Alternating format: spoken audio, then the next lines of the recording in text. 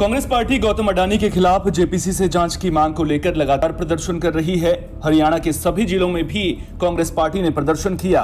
रोहतक में कांग्रेस विधायक भारत भूषण की अगुवाई में पार्टी कार्यकर्ताओं ने जिला कार्यालय से एलआईसी की मेन ब्रांच तक नारेबाजी करते हुए प्रदर्शन किया। कांग्रेस पार्टी ने आरोप लगाया कि सरकार और अडानी ने मिलीभगत कर बहुत बड़ा घोटाला किया है और ईडी और सीबीआई ने चुप्पी साध रखी है। भारत भूषण बत्रा ने सवाल पूछा कि आखिर एलआईसी ने अडानी ग्रुप में इतना बड़ा निवेश किसके कहने पर किया और एसबीआई ने किसके कहने पर इतना बड़ा लोन दिया। उन्होंने कहा कि दोनों संस्थानों में जनता की मेहनत की कमाई लगी हुई है। ऐसे में अगर इनका नुकसान होता है तो इसकी भरपाई कौन करेगा। कांग्रेस पार्टी ने बीजेपी सरकार पर घोटालेबाजों को खुलेआम संरक्षण देने का भी आरोप लगाया है। देखिए, बीजेपी कितना भी कहे ये बिल्कुल गलत बोल रहे हैं। दिल्ली में जब लोकसभा के अंदर अडानी के इशू के ऊपर बहस करवाने को तैयार नहीं है तो इसका मतलब साफ है कि दिल्ली के जो बड़े नेता मोदी साहब, अमित शाह, ये सारे अडानी से मिले हुए हैं और पूरे देश को बर्बाद कर दिया। इससे बड़ा स्कैम, इससे बड़ा फ्रॉड, लाखों हजारों करोड़ों का। अब जहां हम प्रोटेस्ट कर रहे हैं, कांग्रेस पार्टी प्रोटेस्ट कर रही है, इसी लाइफ इंश्योरेंस कंपनी का हजारों करोड़ का, लाखों करोड़ का घोटाला है।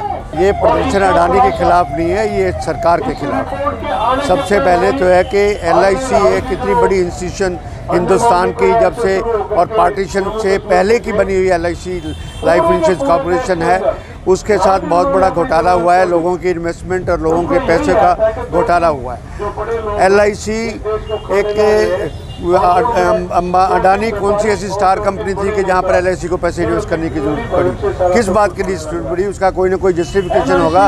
और एक जब एलआईसी 119 रुपये का शेयर बेचा, उनके बाद उन्होंने नया इशू लाना था तो उन्होंने वो शेयर बिकवा दिए।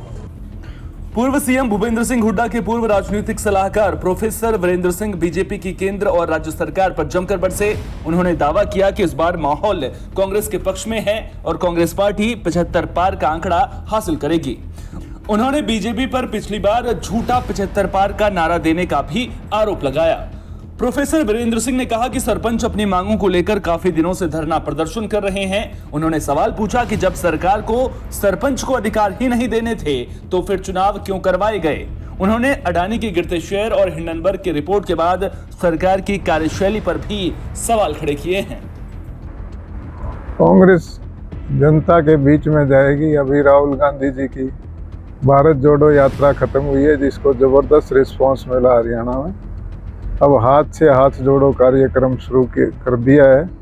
हर गांव में, हर मोहल्ले में जाएंगे कांग्रेस के नेता और कार्यकर्ता। और जो आज के दिन रिस्पांस है, भाजपा तो पिछले चुनाव में जो 75 पार का झूठा नारा दे रही थी, इस बार 75 पार तो कांग्रेस जाएगी। रोहतक के कन्हैली गांव में पावड़िया खाप का भवन बनेगा। 1.5 कनाल से ज्यादा क्षेत्र में करोड़ों की लागत से भवन का निर्माण कराया जाएगा। भवन को लेकर पावड़िया खाप के लोग इकट्ठा हुए और हवन यज्ञ किया। पावड़िया खाप के वरिष्ठ सदस्य जितेंद्र पावड़िया ने खापों को समाज के निर्माण में अहम बताया। मैं जितेंद्र पावड़िया जी, मैं गांव कैलाशपुरगढ़ जिला जींद से यहाँ अपने कन्हैली गांव में आया हूँ। यहाँ पे हमने जो अभी भूमि पूजन किया है, उस पे हम अपना एक पावड़िया गोत्र का एक भवन का शिलान्यास करने जा रहे हैं और आशा करते हैं हम एक अच्छा भवन यहाँ पे सभी समाज के सहयोग से बना पाएंगे। हम यहाँ वर्तमान में हरियाणा क्षेत्र के, यूपी से और राजस्थान से 3 राज्यों से जो हमारे गोत्र के गांव, पावड़िया खाप के गांव हैं, वो यहाँ इकट्ठा सदस्यगण हुए हैं और इस भूमि पूजन किया है। कोंडागांव नगर पालिका अध्यक्ष के लिए उपचुनाव 9 फरवरी को होगा। चुनाव के दौरान चश्मा, मोबाइल, पेन, स्मार्ट वॉच जैसी चीजें बैन रहेंगी। बता दें कि पूर्व नगर पालिका अध्यक्ष के निधन की वजह से ये सीट खाली हो गई थी, जिसके बाद वर्षा यादव को कार्यवाहक अध्यक्ष बनाया गया था। अब देखना दिलचस्प होगा कि नगर पालिका का अध्यक्ष किस पार्टी से बनता है। राज्य निर्वाचन आयोग से सूचना प्राप्त हुआ है, जिसमें अनुविभागीय अधिकारी एडीएम सर को पीठासीन अधिकारी नियुक्त किया गया है। 9 तारीख को अध्यक्ष का चुनाव है, जिसमें निर्वाचित पार्षद, इसमें एल्डरमैन नहीं होंगे तो मनोनीत है। निर्वाचित पार्षद कुल 22 वार्डों में 21 है। दक्षिणवाद है, इसमें से ये जो उनका निधन हो गया, 21 है, 21 में ही उनका मतदान करना। मतदान का जो प्रक्रिया है ये कहाँ होगा और कितने वोट हैं अभी? अभी टोटल 21 पार्षद हैं, उन्हीं के बीच होगा और नगर पालिका के सभा कक्ष में है। सूरजपुर जिले के रामानुजनगर ब्लॉक के हाई स्कूल ग्राउंड में फुटबॉल टूर्नामेंट का आयोजन किया गया। बता दें कि फुटबॉल टूर्नामेंट का आयोजन सर्व पत्रकार संघ की ओर से कराया गया। टूर्नामेंट की शुरुआत 21 जनवरी को हुई, जिसमें 16 टीमों ने हिस्सा लिया।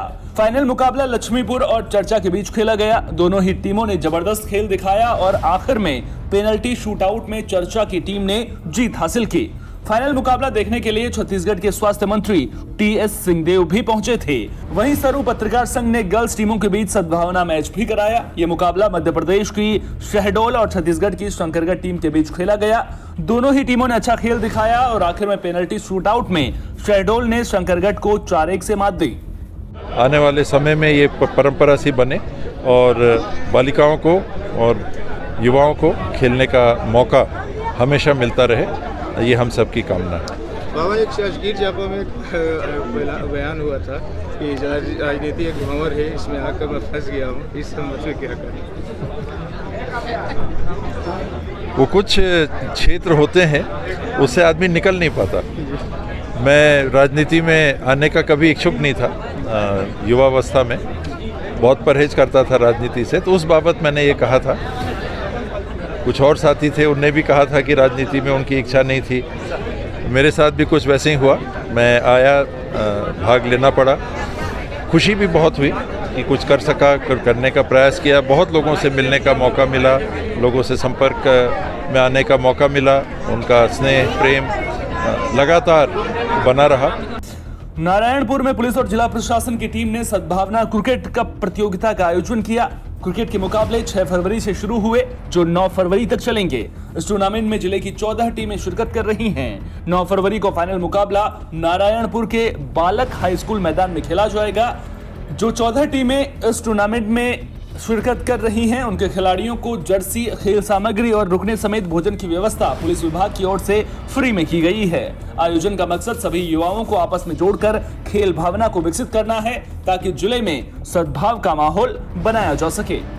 जिला नारायणपुर में पुलिस प्रशासन और जिला प्रशासन की संयुक्त एफर्ट से एक सद्भावना कप का आयोजन किया गया है, क्रिकेट गेम को प्रमोट करके। और इसमें जितने भी हमारे ज़िले में गांव हैं, उनको थाना स्तर पे अलग अलग गांव को आपस में इनका क्रिकेट मैच करवाया गया, लीग मैचेस, जो कि 27 फरवरी से स्टार्ट हुआ था। इसमें बहुत सारे युवाओं ने बढ़ चढ़कर पार्टिसिपेट किया और 6 से 9 फरवरी के बीच में इसमें आगे के जो मैचेस होते हैं, हर थाना क्षेत्र से जो टीम्स सेलेक्ट होकर आई हैं वो नारायणपुर में सेमीफाइनल और फाइनल मैच खेलेंगी। फाइनल मैच हमारा 9 तारीख को 9 फरवरी को आयोजित होगा बालक हाई स्कूल ग्राउंड में, जिसमें इनको विनर टीम को ढेर सारे पुरस्कार दिए जाएंगे। इसमें प्रशासन और पुलिस प्रशासन द्वारा इनकी जो जर्सी और रहने का व्यवस्था, खाने पीने का सभी व्यवस्था करवाया गया है। कबीरधाम जिले के डोंगरिया और झिरना गांव में माघी पुण्य मेले की धूम देखने को मिल रही है। बड़ी संख्या में ग्रामीण, बच्चे और महिलाएं मेले में पहुंच रहे हैं। मेले के दौरान प्रशासनिक व्यवस्था चाक-चौबंद नजर आई। मेले में 12 बच्चे भीड़ में अपने परिवार से बिछड़ गए थे, जिन्हें कबीरधाम पुलिस ने तत्परता दिखाते हुए ढूंढकर परिजनों को सौंप दिया। बता दें कि मेला स्थल पर पुलिस कंट्रोल रूम भी बनाया गया था। बच्चों के बिछड़ने की जानकारी जैसे ही पुलिस कंट्रोल रूम को मिली, पुलिस की टीम ने पेट्रोलिंग शुरू कर दी और बच्चों को ढूंढ लिया। पुलिस की तत्परता की लोगों ने जमकर तारीफ की है।